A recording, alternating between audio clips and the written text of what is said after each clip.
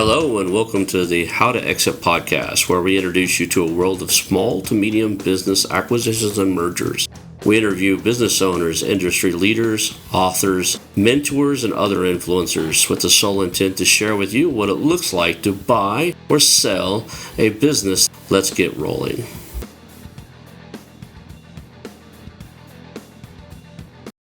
And now a moment for our sponsors. I want to highly recommend you get Acquisition Aficionado magazine.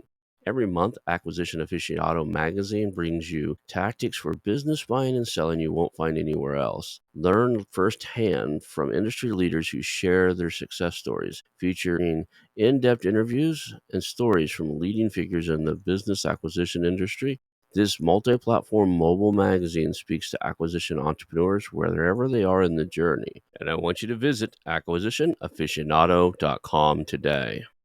Hello and welcome to the How to Exit podcast. Today I'm here with Jeff Durso, and we're going to talk about his history and the exits he's had. He's created some really cool companies, and unlike a lot of our guys who are just purely acquisition entrepreneurs, Jeff, it looks like you've had the experience of doing a lot of startups to exits.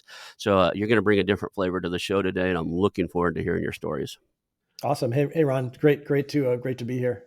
We always start off with the origin story. I used to tell the joke and say, "Hey, you were born and then you ended up on a show about mergers and acquisitions. How in the hell did you end up on my show?" I'm trying to phase out of that a little bit, but let's kind of give people the history of who you are, and with the hopes that they can tie into some of the stuff you've done, because you've done some pretty notable things, and a lot of people know some of the businesses you've been involved with.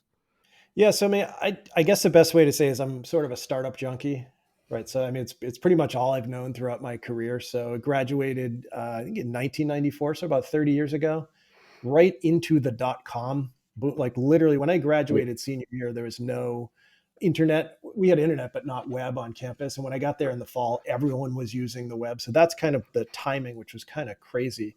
I had always known I wanted to do startups, but worked a little bit for a company called Sapient when they were small. They're a huge consulting company now. But I kind of worked for them when they were a startup to figure out like what was going on. And then after that, my brother and a good friend of mine started every weekend. We'd brainstorm like, how are we going to make $1 billion in the internet? That was a thing to do back then, right? And It was, so yeah. we would come up with all these crazy ideas, and every single one of the ideas we came up with turned into $1 billion company. It's just we didn't start any of them. Right? Been there. Right. This is where executing on those ideas is an important thing. But for us, the first startup that I created, which was in the 90s, we called it the picks and shovels strategies, right? So we said, okay, if we can't come up with and execute on one of these $1 billion ideas, maybe we'll go out and help other companies do that. And so we quickly found our niche in financial services, worked with Thompson Financial. And it was a crazy time because everything we would build would turn into these multi-million dollar businesses within months. And I didn't know what distribution was at the time. So it was like, oh, I guess I build something, it becomes a multi-million dollar business. But it was only because Thompson had such amazing distribution on Wall Street that we would build the product and they could immediately release it, promote it, get it out there. But that was sort of my first experience. And we built that straight through the 90s until March 10th of 2000 at 4 p.m. And the reason I bring up that exact time and date was because at 4 p.m., the NASDAQ closed at its high. That was the moment that we got a term sheet, an offer to sell the company. Mm-hmm. That was my introduction to M&A. Was literally at that exact moment NASDAQ hit its high. We were meeting with the CEO. He was tired. He had just flown back from San Francisco, and he said, "Well, our stock price just closed at 50 times revenue. I guess we can give you 5 times revenue." And that was that. Yeah. Was that a shocker to like? It doesn't sound like you were out there like marketing, going through investment bankers trying to figure out who's ready to buy you. It's one of those, you just get an offer or a phone call, right? You get It this. was totally not that. It's literally, we were very deep down the path of raising venture capital because we Mhm, kind of realized that you kind of had to go large at that point, and mhm. everything was .com and everything was big. So we were at the point of closing millions in venture capital, but all of these VCs wanted us to prove like if we were going to raise 2 million, we had to prove we were going to lose 3 million. So like we were a very profitable company, and this was a weird shift for us. So Mhm. when we founded this other company that was kind of vision aligned with us. So we were like a 15-person company doing, roughly 2 million a year.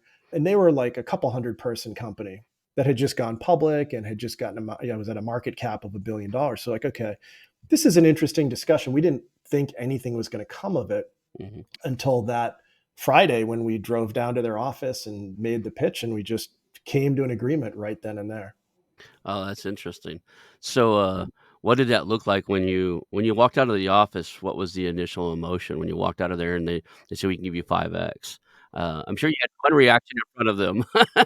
Yeah, it was a lot of weird emotions. I mean, and even to set the tone. So this was my brother and a really good friend from Mhm, college. So it was going to be my brother and my other friend because we were like, we don't want to have the Durso brothers pitching as if it's a family business. We'll split it up. So mhm, it was going to be the two of them. But my friend got stuck in New York. So he called me up that morning and said, "Can you put together a PowerPoint?" And we kind of talked through. I'm like, "Yeah, no big deal. Put together an off, like we'll pitch the company, right?" And it's like, let's put 3 bullet points and let's put one of them that he can cross out. That'll be the negotiation. So we put 2 bullet points adding up to 9 million, which were like consulting, whatever. And then the last one was intellectual property for 6 million with the expectation that that would get crossed out. mhm. And so literally at 4 o'clock, we're at that table and he takes a red marker and literally X's out IP because we're a consulting company. And he threw, yeah, we can do 9. And when he said we can do 9, all of us were stunned because we were like, what's going on here? And we were stunned and silent. And then a second later, he said, or 10. And so I'm still, to this day, I'm trying to replay that moment to say, did we somehow get $1 million because we were stunned and he thought we were playing hardball, or was Yeah, that? silence is extremely powerful, right? Just sit in silence and let the awkwardness stew. Yeah. It It is was cool. total accidental silence because this was not what we expected this Friday afternoon to be, but that's what it was. And then to answer your other question, like, okay, what happened afterwards? Well, I immediately went to the Acura dealership to pick out. There was a beautiful NSX sitting there, which was my dream car, and just with ropes around it. They didn't let anyone. I'm like, all right, I'm gonna get that car. And sure enough, minutes after the deal closed, wire transfer in and then wire transfer out to the Acura dealership. You know, drove my dream car. And then meanwhile, 3 days later, my brother bought a Ferrari F355 convertible that he had. So we were young. My grandmother made fun of us. She's like, "Have you boys ever heard of like real estate?" So we weren't we had just run this like really high stress company for years, and now suddenly we were liquid. It was a night and day. How old were you guys? I was almost 28. Yeah, so you're still young enough where And literally 6 months before that, I was in a line at a bank with a stack of credit cards with sticky notes saying how much I could take on cash advance to make payroll for 2 weeks because we had already burned our line of credit. oh, wow. So going from that kind of stress and what's like things were cash flow was a tough thing to suddenly selling the company to a great company. I mean, the choir was a perfect, like it was just at a bizarre night and day. Now, did they have earnouts and stuff? Do you guys have to stay around a while, or what was the game plan there?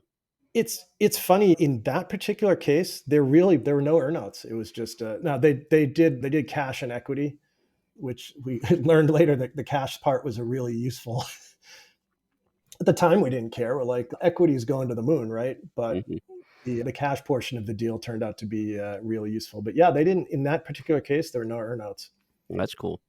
You guys walk away, you did you stay on? I mean, even though there's no earnouts, did you stay on for a while afterwards? Keep Yeah, I stayed on. Yeah, no. So we all stayed on for a number of. I think I stayed on for another year and a half, which was good. I mean, it was a different experience. It was sort of I'm going from like seriously hands on to like up and to the right, and managing a large team of like 25 people. So slightly different. And I got to the point where I got bored after a while, and I was like, all right, I gotta get back into the startup game because this is got too far removed. Yeah. Now, when you left there, did you do something right away, or do you ever have another a lot of times you leave somewhere because you have something like a passion project, like, I really think this is the next thing, and I need more time to work on it, or did you leave there and take time off, or what was it? Yeah, What it was more. I knew I wanted to do something big. I didn't know what I wanted to do. And it's funny because there was an idea percolating where my godfather had introduced me to a friend of his who owned one of the largest travel agencies in New England. And he was talking about this trend he was seeing where couples were doing destination weddings. Like, so instead of just doing local weddings or whatever, they're kind of going to the Bahamas and inviting their guests there too. He's like, we're doing a few of these, and it would be interesting to build a company around it. Now, foolishly, this turned out to be an incredible idea, but that was like in July of 2002, and so we didn't do much with it for about a year. Right. I spent a year being like, it's okay, but I looked at a bunch of other shiny objects and then eventually came back to, that's a pretty good idea. Let's explore it. And then I did something else stupid, which was, let's go raise money. And so we were like, well, I mean, with our backgrounds, like this will be easy. So we put together a pitch deck and started wooing investors. And I didn't realize that I had ever always heard like, oh, all these people said no, but then we persevered. Like all these people, they're rolling the red carpet out for us. They're like, we love that idea. That's amazing. So we kept having these incredible meetings where people are saying, all these investors are saying how wonderful the idea is. Oh, that's incredible. We love it. And 9 months later, I looked at my partner. I'm like, we haven't raised any money. Yeah. Like, there's a difference between somebody loving your idea and then willing to stroke the check, right? It's a huge difference. And I don't think people realize, like from their perspective, and obviously I know this now, it's like everybody wants optionality. Why would you tell someone they have a terrible idea? Like what good would that possibly do for you, right? So they're all telling us how much they loved it just in case, you know. In case they want to come back in on round 2 or 3, right? That's the one thing I learned. I didn't know I did the VC route where I pitched an idea, and I don't want to get too far and too deep into it because it failed miserably. But I spent a lot of my money getting it developed and stuff. I didn't raise capital before I did the development. But we Yeah. went out and we pitched the VC route. We got told everybody, oh, we love it, we love it, we love it. And then because I pushed for the check, and it's like, okay, well, what's the next step? How do we get funded? Well, Yeah. you need a lead investor, or they always have something. And I didn't know anything this thing about having that one sponsor, that lead investor that everybody believes in. You got to land that guy first because that's kind of what they ride the tails of. And they were telling us they love it. They love it because they might want to come in round 2 or 3 once we've proven ourselves, Exactly. right? So, Exactly. Yeah, it's a head fake. It's a hard head fake to learn because, like I said, all the books or tapes I listened to were all these people saying, I went through 100 no's and then the 101st one was a yes. And it's like, I didn't hit any no's, but I also didn't hit anyone who wrote a check. So that was confusing and very angering. And the funny thing that happened next is when I hit that break point, when I was like, okay, we just wasted 9 months chasing money. yeah, My next sentence was, I could build this thing in a couple of weeks.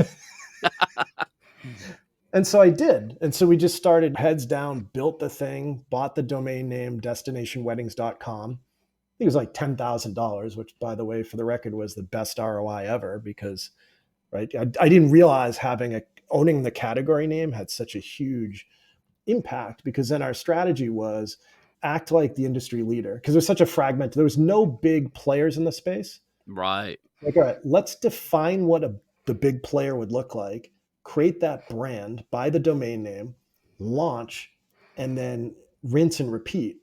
And it just exploded. I mean, we were like amazing timing. I feel like we lucked into PMF there. I can't say that we were brilliantly discovered how, our path to product market fit. I feel like it was as if we like spilled a glass of water in the desert. It's like, oh, they want this. So yeah, we kind of, and then by the way, when we raised money a year later, it was easy. Didn't take any time. It's interesting you did that because when I got this domain name, I originally thought this podcast was going to be interviewing people just like you that have exited multiple companies. And I found it extremely hard to get a lot of people to come on and tell their stories. There's a little bit of bonus here. You have your own podcast. You're comfortable telling the story. A lot of people who've exited companies, they look at the NDAs and stuff they've signed, and they're fearful that they might say something they're not supposed to. Yeah, So I had a heck of a time getting anybody on here. So I ended up interviewing all kinds of people in the space of buying, selling, growing, and so it became bigger than the name. But I still have people that are like, send me an email. I went to your website looking for a step-by-step plan on how to sell my company. It's how to exit. So at some yeah, point, I might actually partner with one of the people on here and we do a guide or something that people can download and say, here's a step-by-step plan. If you came here looking on how to exit, here's how you do it. Or yeah, watch yeah. these 5 episodes, right? So, Well, and a lot of, I suspect the key to how to exit is the strategy from the beginning. And I know I used to think I think I read in Inc. magazine over 30 years ago, even when I was still in college, they're like, it's really important to have your harvest plan in place before you start the company. And I remember thinking, that's so weird.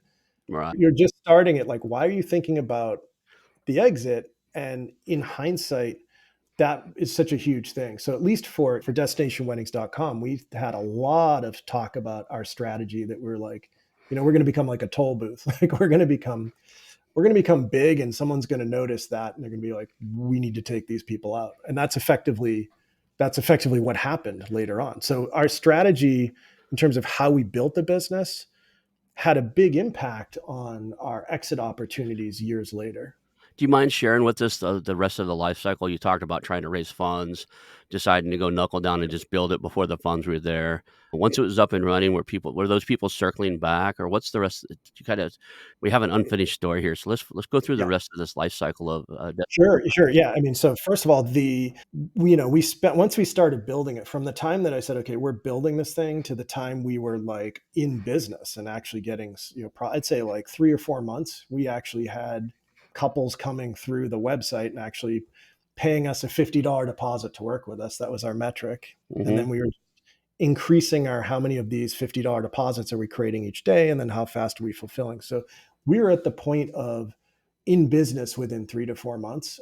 And then it then went through a lot of aggressive iteration from a kind of marketing thing. So this was 20 years ago. People weren't A/B testing and all this stuff it's like second nature to people. It wasn't really the thing, but there was like this small corner of the internet that was starting to do that stuff. And I happened to find these people who coached me on like, here's how you do testing. And we integrated into our website and just maniacally tested everything until one of the things that happened for us was at one point we ran 8 split tests in a row that were dead heats, right? hmm Which basically means we were testing something that no one cared about.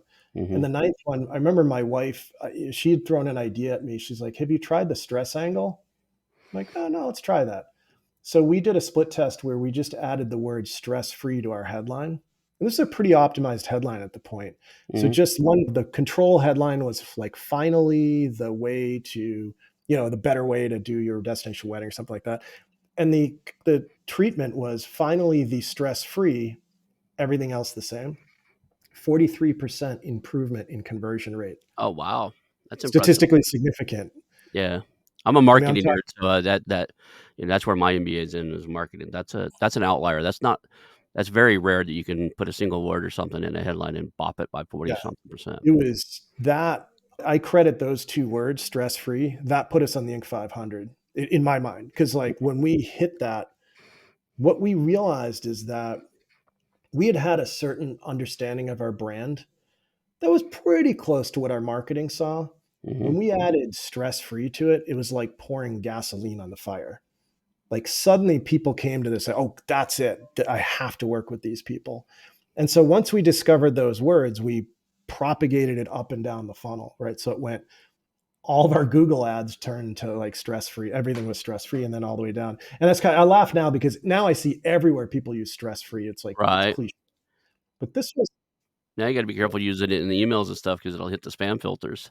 Yeah. yeah, exactly. So at the time, this was a big revelation, and I mean, this like it blew up our business. And the other weird thing that happened was because the mentors that I had followed, I mean, I went to like the weird parts of the internet to find these guys. These are like, I don't want to say get rich quick, but there's some really interesting direct response people. Yep. And so when we looked at our website, all of our competitors were these gorgeous photos of like brides and grooms having the day of their life. And like you come to our site, it's like a late night infomercial of like, your wedding could be a disaster and here's how to avoid that. And all day long we were like, these $50 deposits were just blowing up. And but meanwhile, I felt like our competitors, it's like we were under the radar because our competitors are like, this is a cheesy site. No one's gonna use these guys. So we were able to stay under the radar until once we got in the Inc. 500, I think people started realizing, okay, So what was the business model other than these $50 deposits? Were you working with travel they actually agents? do the travel. Yeah. Yeah. So the $50 deposit for us was a filter. So Mhm. it was a way to, because we tried giving our travel agents leads before they paid money and they would just burn them out. It's terrible. Tire Mm, kickers like waste their time. When we charged a $50 deposit before sending them to our agents, mhm. the quality went through the roof for obvious reasons. So So the underlying business model was a lead gen biz, right? I mean, you were paying kind of yeah, a lead, financially, we were a travel agency. right?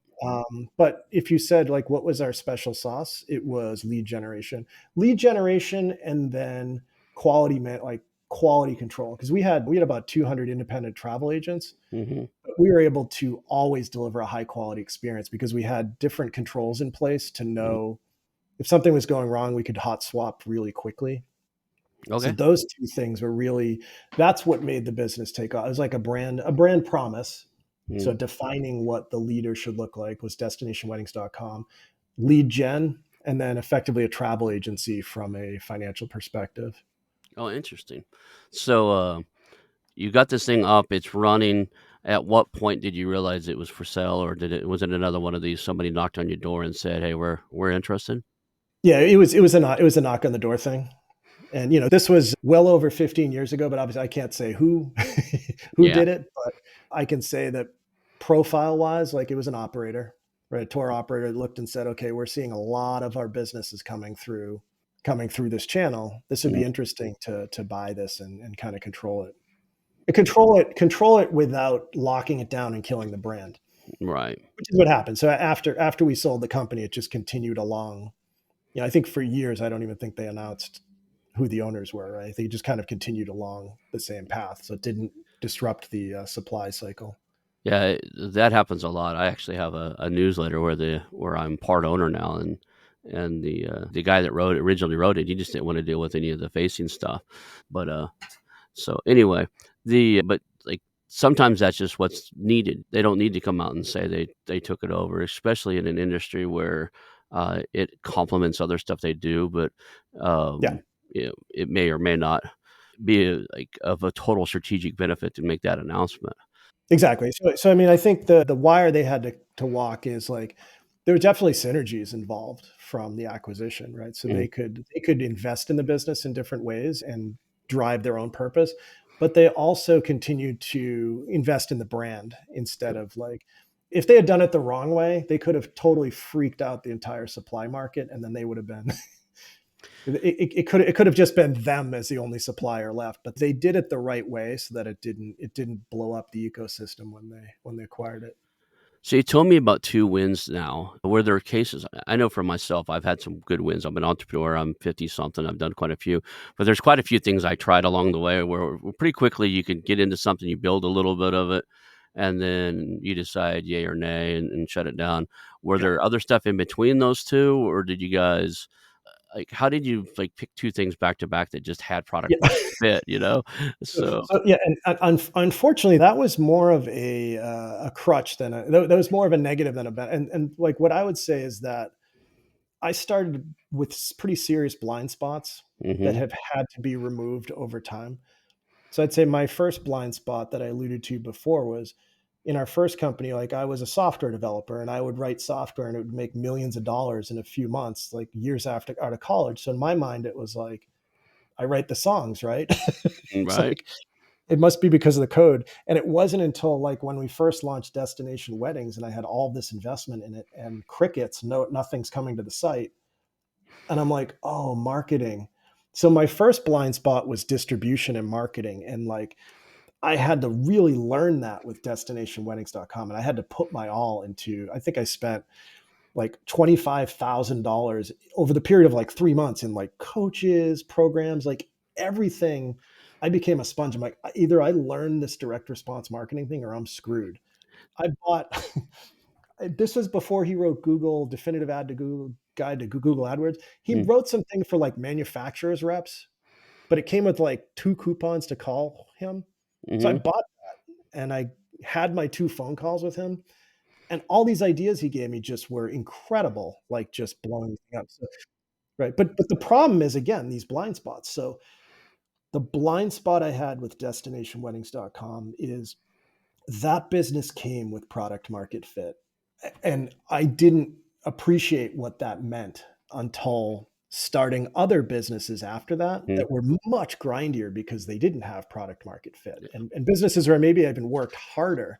So the thing you had asked is like, did you test these things and learn? It took me much longer than it should have to mark these failures as failures because I didn't understand that PMF is its own discipline that you have to go through. Yeah. So the cool thing with destination weddings is you caught an uprising trend with a fragmented market that didn't have a real leader, and then you could Correct. fill that gap and act as if and become, right? It takes a special formula in the market to be able to just step inside something and go, I'm going to act as if, and then you actually Yeah. become that because the market is looking for it really hard. It's a hot topic, it's a growing segment. People are looking for that. If you can identify those niches, you could carve out a living just doing what you just did, but, they're a a lot of times they're short-lived too, so you found one that lasted long enough for you to capitalize all the way through it, And we real had the timing. So, I mean, Yeah. there's a few things at timing. So, first of all, from a market timing, it was fragmented and ready to consolidate. It was ready for a super brand to put the flag on the hill. Mhm, And so, you said acting as if, that's basically what we did. mhm. For $10,000 to buy that domain name, we became the industry leader, right? We just like, oh, we're the industry leader because we have the domain name. Yeah. And then we worked our tails off to fall into this position and this vision that we identified. But that was very fortunate. Now, the other thing that was really amazing was from a channel perspective, Google AdWords was just coming into its own right at that point. And Mhm. so I had all these coaches in direct response. Well, they were all using Google AdWords as the traffic source. So we were able to, because we mastered it ahead of others, those $50 deposits I was telling you about, those would cost us like $10 in ad spend. So we would spend $10 and $50. So from cash flow perspective, that was incredible. Now, later, those $50 deposits would cost maybe $200. So within a couple year space, it benefited us on both sides because when they were $10 and we were in the startup, we could buy as many of those deposits as we wanted because the $50 would replenish. Meanwhile, a couple years later, when we were the leader, those cost $200. It was Right. much harder for someone to compete with us because it's hard to Yeah. front the cash. It created a barrier to entry for us because of the shift of that channel over that couple year time frame. So Google AdSense did that for a while, and then or you could spend $5, a week or something on ads and Mhm. actually get a positive Yeah, return on your income. So then Facebook hit it for a little while, and then it got priced yeah, out, and right now, I think it's almost priced out now. TikTok's been that way for the last year or so. A lot of people are yeah, making a lot of money running TikTok ads and stuff. But, I'm hearing tales that, those $5 ad runs are now 50, yeah, right? And 100 'cause it's getting competitive. So as soon as something works, the word starts to get out, and then it's a good those they designed the systems right for them. Google designed it right for them. Facebook mirrored that. It's a yeah, competitive bid structure, right?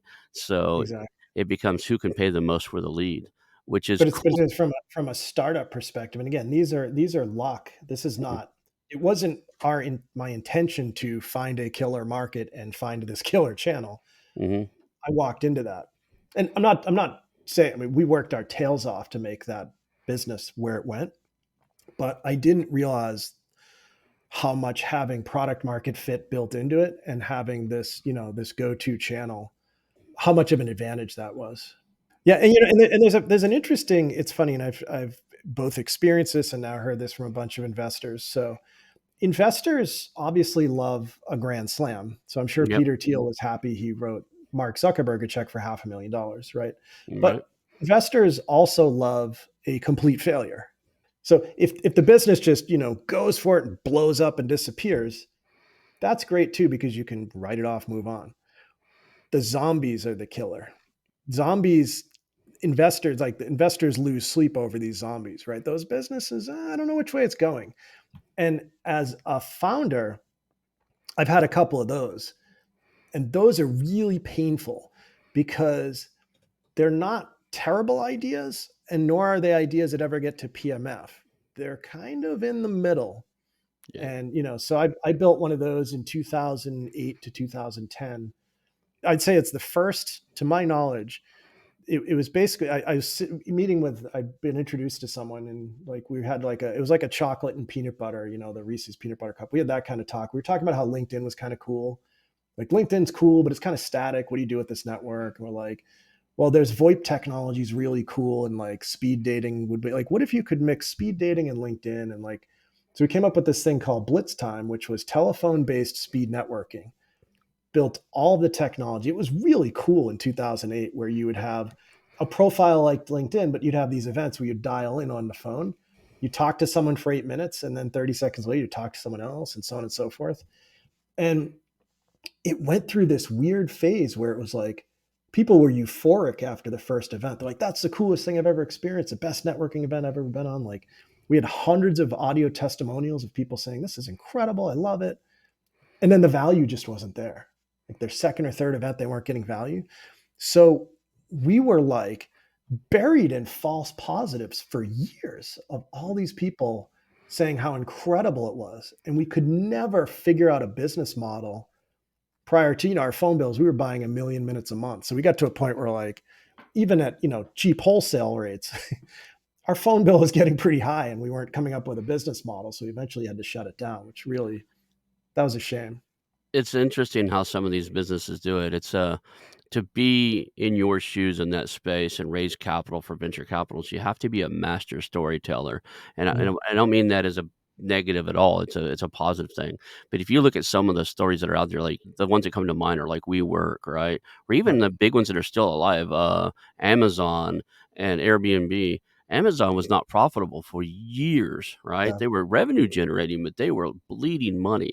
But they, you know, God bless him, he was able to tell the right story to the right VCs and continue to feed that what kinda looked like a zombie. It's like It's tough for everyone too. Like it eventually, like the network squeezes out the middle. So now the drivers, right? All the profit kind of goes to the network, but then it gets burned up in expenses. So it's like, I don't know who's winning in that game right now. I think they're still eating cash from VCs Yeah. and investment banks and everything anybody they can get cash from. And they ran out a lot of people. I used to work for one of the founders that had a competing service to it. So, I used to work for Sunil Paul in one of his startups, and he created, I think, what's called Sidecar, and ended up Mhm. just selling his technology, his mapping, and like his logistics technology he used. He Yeah, yeah, yeah. sold that out of underneath it and had to shut it down. And when you asked, if you would ask him why, it was just the competitive structure of Uber. Was they played dirty in most of the cities. It was just hard for anybody else to But do isn't anything. it interesting that you can't tell, stepping back, the difference between something that could be a zombie forever. So you don't know where Uber is going to go. It could be a zombie, or it could just be, or versus Amazon, where like they were investing in scale. So it's not that they didn't make money; it's that they reinvested every penny Mhm, in building factories, automation, technology, right? mhm. And at the time, you can't tell whether this is a zombie, or whether they're just building up an asset. Right now, it's an insanely valuable asset, but it's Yeah. hard to tell in the middle. And this is why I have to imagine VCs get nightmares over zombies, because you don't want to shut it down right before gold was like, inches away. After you shut it down, that was years ago, right? I mean, that's been a Yeah. while since after you shut that down, has there been many cases where you're like, if we just added this, it probably would have made a difference? There's a hindsight's 2020. So Uh, yeah, you're fast forwarding 2020, well, 2019, because I couldn't let Blitz Time go in my head. That was the mhm, one that got away.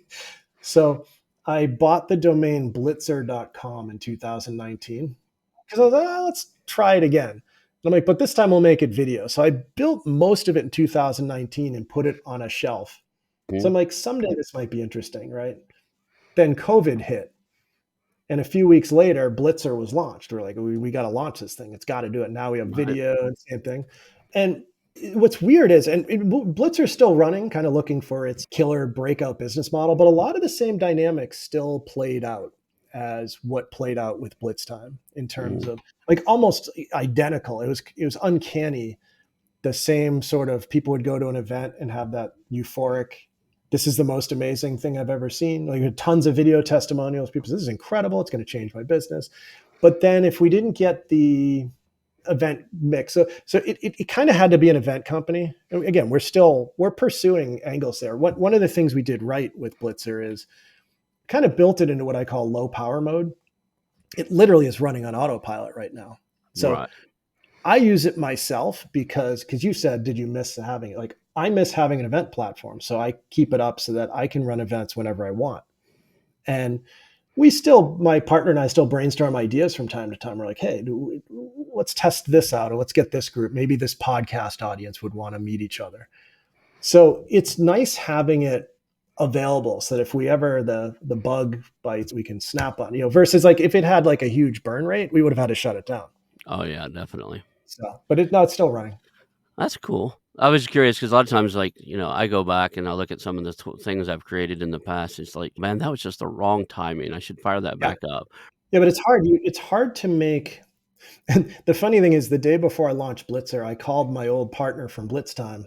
I was like, let's have a conversation so you can just remind me of what the. I'm like, I don't want to be like, glossy eyed about this. Can you remind me of all the challenges we have? And we had a really good conversation. Like, okay, here are the things. Yeah. And I called him like a few years after. I'm like, all right, we kind of ran into a lot of the same problems. So you've got to figure out how to hit new problems next time around, right? Yeah. We didn't solve the fundamental problem. And so there was a big echo between those two. There's also a thing where I use a lot of random tools. I'm loving AI right now. I use a lot of AI tools, and a lot of these things, they come out for free demos and you can get in and be the beta and play with them and stuff. I honestly only have one, maybe 2 or 3 that I pay for because they were good enough by the time they started asking for money. I was like, yeah, I'm using this. This is Yeah. critical to my business. I'm going to give them 10, 20, 30, $40 a month, $89 a month, whatever it is. Right. Yeah. We're sitting on one Descript, right? We use the Descript Quadcast type of platform here. They saved myself and my team time and money. And when they started, adding prices and stuff to things, we're like, yeah, let's do it. It's a no-brainer. Yeah. It's a no-brainer because in order not to use them anymore, I have to go back to standard editing, which took my team hours and hours, Yeah. to go through and do all the stuff this tool does. So, there's Yeah. something to be said. Dropbox played an interesting strategy like this because Descript feels very similar in terms of their strategy, in terms of what Dropbox did was they pushed the paywall really high. Because what they said, like, because before that, you kind of had software was like 30-day trial or 14-day trial. And then, okay, now you got to pay. Yeah. And what Dropbox said, right, is like, it's free and you get 500 megs of storage or whatever it was. And okay, refer a friend, you get 250 megs for each, whatever it was, right? So now you've got this referral incentive, but you didn't have to pay. You wouldn't hit the paywall requirement for months. And I remember when I hit the paywall requirement, Dropbox was like so embedded into all my workflows that it was a no-brainer. Like, yeah, I'm going to pay him a couple bucks a month. And I feel like Descript has followed the same thing. Like the free, you get a lot of useful, functionality free. Mm-hmm. And then once it's time to pay, it's like such an important part of your workflow. So So I think that's critical inside of a lot of software companies is how do you become such a utility to your customer base, such an asset to them that they don't even blink an eye the value return I get from this tool is there, right? I yeah, don't, there's a lot of my tools that I have. I'll go through about every couple of months. I'll look through my bank account and go, well, am I still paying for that? Like I reached out to, I have staff, right? So I reached out to staff. Is anybody still using these 3 things? yeah, yeah, Right? Because I think we've replaced them. And somebody will go, no, I'm still using that. Don't don't get rid of that, right? But I was like, okay, I'll say, have you tried this instead? Right. So we've got rid of some of our AI tools for taking transcripts and cleaning them up because ChatGPT's got so good at that. I can just for $20 a month, and I already pay for that. I can throw it in there and say, hey, clean this up, and or give it good prompts and get good results on it. yeah. It's really interesting because I've talked to a lot of founders lately about. I'm kind of obsessed with PMF because of the scars that I have. Oh yeah, definitely. Because you kind of point out my first 2 startups were like home runs. Yeah. So that created a tough slew of I had to go through the not home runs a few in a row. Yeah. And the theme that keeps coming back is PMF, Yeah. right? Over and over again. I'm like, PMF's not dialed in. And I was talking to a founder about a week or 2 ago, and I said, okay, so how are you managing for PMF in your dashboard? He's like, well, we're minimizing churn. And that was interesting to me. I'm like, maybe that's not the answer, because when you're a startup and you don't know who your ideal customer is, churn is a bad metric because you should be churning lots of people. The question is, the ones who really like you, how much do they like you? Because to your point, like when you get to a point, if you've got like a transcription service, that's got no barriers to entry once ChatGPT can do that easily, and you're already paying for ChatGPT. Yeah, we killed off Otter or whatever that was Otter? Otter Yeah, dot we killed that off really quick because it was time consuming, it was not very accurate, and yeah. ChatGPT ate its lunch, you know, so Exactly. And I find that with the models too. So I'm bad. Like I go from Claude one month to like GPT the next month. I think I pay I for both sometimes, but yeah, I surf, the underlying models I surf a lot. But when I think about like if you're building a company and you want that company to have value, your PMF strategy is everything. And it has to be really nuanced in terms of like, so I think it was the Sean Ellis framework where he breaks the world into, you do a survey like if we were to disappear, would you be very disappointed, somewhat disappointed, or not disappointed, right? right. The people who would be very disappointed, that's your PMF score, right? And I think he said you want to get to 40% is like the, if you can get that 40%, you're good.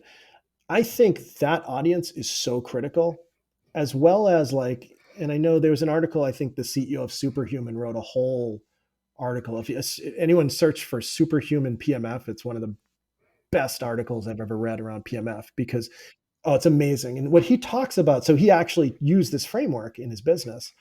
And when he started, I think he said like his PMF score, the people who said they'd be very disappointed if Superhuman disappeared, it's like in the low 20s. And when you're not in PMF, it's a grind. It's like Sisyphus pushing the rock up the hill. And now fast forward a few years, you got to 54%. And Mhm. it's like you can do no wrong. It's like you've just got a tailwind. Everything you do is like blessed. And that's what Destination Weddings felt like to me because we had that PMF tailwind all along. Mhm. What's really interesting about it, and I think this is more critical than ever with AI threatening every business model, is, and in that article, he talked about what do you do with the people in the middle. So if someone says they'd be very disappointed if you disappear, whatever they ask for, you give it to them, right? Right. Whatever they ask, any requirement they ask for, it's theirs. The people who say they would be not disappointed if you disappear, their requirements go into a very important file called the circular file, right? Yep. What do you do with the people in the middle? And what I thought was interesting, and the article explained it, is that some of those people, because the second question is, what do you think is our most important feature? What do you find about core of the app?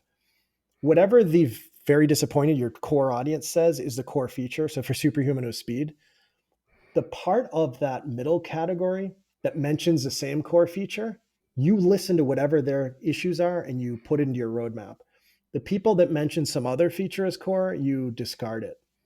So Mhm. the idea is you're looking at this sort of core group of customers that are in PMF, and you're trying to find the next ring. Who can be one? And what do we need to do to? So they might be like, I really like this, but I wish I could use it on my iPhone because I don't always have my laptop. Do you know what I mean? So I think that that's really PMF engineering, if you will, is really the name of the game. If you can figure out how to build your feature set to delight a bunch of customers and go deep with them, they're not going to drop you in a heartbeat when something else comes along. I'm also a big fan of minimal viable product. I think too many founders build things out to be what they ideally think the customer wants, and they add all these bells and whistles on it without doing what you're talking about, figuring out what product market fit is and designing something customers want. I love this product market fit you're talking about. So then, because what happens if I surveyed all my customers and I said, what are we doing really well? I'm getting a mix of the people that don't matter, are going to give me responses that I think may matter. If I can focus on the guys that I'm they need me. They're wanting to pay. They would pay more if I raised my prices, Mhm. and focus on the people that could be. If we fixed the one or two things that were missing, they would fall in that category. If I could Yeah. focus on that two subsets of group, man, you could rocket almost any idea or any concept. But And problem is, think about how more nuanced that is than churn. Churn churn works great at scale. mm-hmm, So if you're at scale and you're dialed into PMF and things are moving, yeah, then optimize churn. There's a million little frictions you can do that will fix churn. But until you know who your customer is, if you try to minimize churn, you're going to build the leaning tower of Pisa, right? right. Which is definitely what you don't want to build. It's like these exit interviews. People do exit interviews for people leaving companies, and they do 'em some people do exit interviews when people leave their software and stuff, and I think you're missing something out is if you don't say, "Hey, what did you love?" Right? Because it's the whole product market fit. What did you love, and then why did you leave? If you didn't get the what did you love, you don't know a lot of people just leave because it's them. They're disgruntled with everything. They're filing bankruptcy. There's all these, getting divorced, they gotta cut all their expenses. There's all these other reasons that have nothing to do with you. And I've read Exactly. some of these exit interview things that people give you on software and services, and even when I worked for companies, I'd reanalyze the question they asked when I left. I was like, "Why did you even ask that? You didn't qualify whether or not I was somebody you needed to keep before you Yeah. asked why I left." That's Right? that's that's a huge that's really interesting, right? Because Right. you're like, there could be a number of innocent reasons why the person left, Mhm. and they Yeah. and they could still be your core customer, they just can't continue to pay or don't have reason to right now. Yeah, it's and I see a lot of these tools that do that, like, "We'll give you 50% off if you come back," and I was like, "Okay, now," a lot of big guys do it. I turn my sales navigator on and off depending on whether I've got a project I've that needs it, right? And they always offer me a big discount to come back, and I was like, "Oh, cool, 50% off for 2 I months if I feel I come feel back." like we're all trained for that. Like, I canceled Sling the other day, and they're like, "Oh, we'll give you 50% off for 2 months." Alright, I'll take that. It's a system or a game, you almost game it, right? I think people get hung up in there though, that if you're out there and you're starting a company and you're growing a company and you're listening to this, you gotta really look at who do you want around, who's your target customer, and, some of that's another thing, a lot of people develop their avatar or their target customer from the day one, Yeah, and I think that's a and they get rigid on it, like, "This is who we serve," and I think that's a little bit of mistake, being fluid and going, who's loving what I've created? How are they using what I created?" Right? A lot of people, a lot of times, a great companies are built because there's a shift along the way. They built something, they expected it to be used for X, Y, and Z, and somebody took it and go, "You know what? That'd be good for ABC," yeah, and all of a sudden that's a bigger market or something. You never even realized that market needed what you had. And if you're yeah. these guys, a lot of these guys, they stay laser focused. Well, my target customer is here. Yeah, they can use it, but my customer is this. This is what we started on. It's ridiculous to not look at what the opportunities are, what the customers are telling you, what the opportunities Yeah, and what is the actual PMF we may have discovered is the question, right? And are. Yeah. I think what powers this is, I think at the core of all of this is the concept of asymmetric upside. If you think of VCs live and die by this, right? Hmm. So like, Peter Thiel's $500,000 check in Facebook made him billions of dollars, and at most he could have lost $500,000, right? Yeah. And so this is how, but the lesson is that things that are great can be orders of magnitude better than things that are good. Yeah. So I look at, like, if I never discovered that stress-free thing, destinationweddings.com would have been a pretty good business that would have eked out, it would have done okay for a couple of years. And okay, we discovered that it went on the Inc. 500.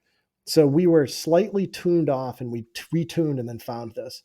Mhm. I think that when you think about PMF, as you navigate the four P's that get you there, like the persona, their problem, the promise you make to them, and the product that fulfills that promise, you have to be very deliberate with each of those four, but you also have to be flexible to reevaluate where the lines are of each of those, right? Because if you pick, for instance, a bad problem, you're going to have trouble. You're going to have a lukewarm promise, like, fine, you fix that, I don't care. Versus if you pick like a, factory burns to the ground problem, you solve that, and obviously they're excited. So, but you have to keep reevaluating because you may have inadvertently solved the factory burning down problem for a different problem than you thought you were solving, right? Mhm. And that's why I think you have to be obsessed with PMF. It's sort of what I've come to in my thinking is like PMF is everything. A lot of people are listening to this, and our typical audience are people who are out there acquiring companies. There's a huge niche, and I've already met a couple people who have done this. We're looking at companies that are up for sale, and they've been so rigid for their first 4 or 5 years or 6 or 7 years. They're trying to sell it now because they can't figure out how to make it work. And the Yeah. reason they haven't made it work is they're not listening to their audience and their product market fit, especially for a lot of these blue collar things, are just not quite there. But if you Yeah. know what that shift is and you can see things that they don't see, you can make a huge difference, right? Oh, I quickly. You can do it quickly. Yeah. Okay. Well, let's wrap this thing up a little bit. Let's do some stuff about like kind of how do people reach out to you? You have your own podcast. Tell us about that for a Yeah. minute. Yeah. So the podcast is called Founder Breakthroughs. And it's basically me just interviewing founders of every. So there's been some new founders, and there's been Mm. founders. I talked to someone who had sold 6 companies and everything in between. And the goal is to just talk through the stories and figure out like what are the big insights, what are the scars on your back, what are the war stories, and then what are the takeaways. So that's been a lot of fun doing that. And I'm launching something new that's an iteration of that called the PMF Dojo. Oh yeah, that sounds like a great one. You got a Right. lot of experience in product market fit, so Yeah. yeah, I think that would be extremely valuable to anybody out there. So Yeah, so that's the logical next step. So if you go to pmfdojo.com, right now it redirects to our LinkedIn page, but we're going to be putting lots of content out there because I think again I've been mentoring founders for decades now, and I just realized that this product market fit thing is so important that creating a dojo where we can all train together and get better at it seemed like the logical next step.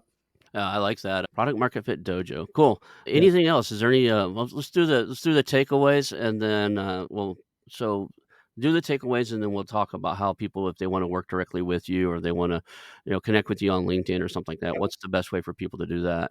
Yeah, LinkedIn is if you just reach out to me on LinkedIn and send me a message, and yeah, I'm glad to connect. Okay, cool. And the last one I always love to do, if somebody could only remember 2 or 3 things from the show, what would you want them to be the takeaways? What would you want them to walk away with? So I think first of all that the exit happens when you start the company. That it's a strategy. It's not something that you suddenly stumble into, even though we kind of did the first time. But usually, it's a real strategic thing. I think number one. Number two is product market fit is everything, and not just it's not a stage that you check the box. It's not like okay, we achieve product market fit and we move on. I feel like it affects startups from the napkin sketch all the way Mhm. up to big companies that are starting to slow down because everything's shifting. So you may have been in PMF and now you're out of PMF.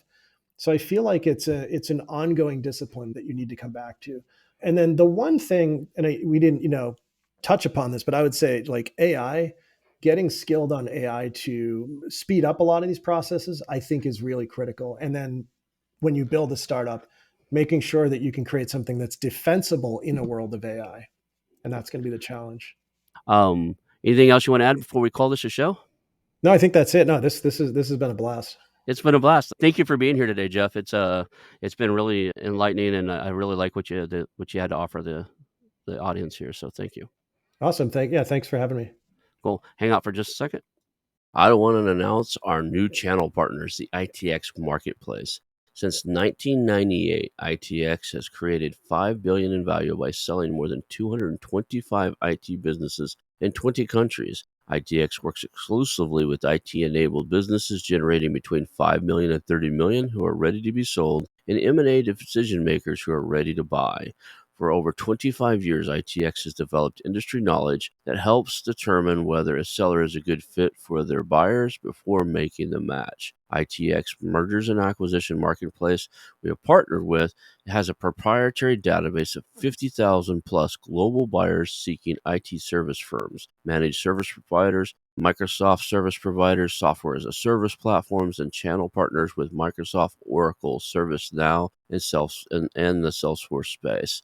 If you have an IT enabled business you're ready to sell, I want you to visit the itexchangenet.com/marketplace. How to exit. That link will be in the show notes. Visit them now.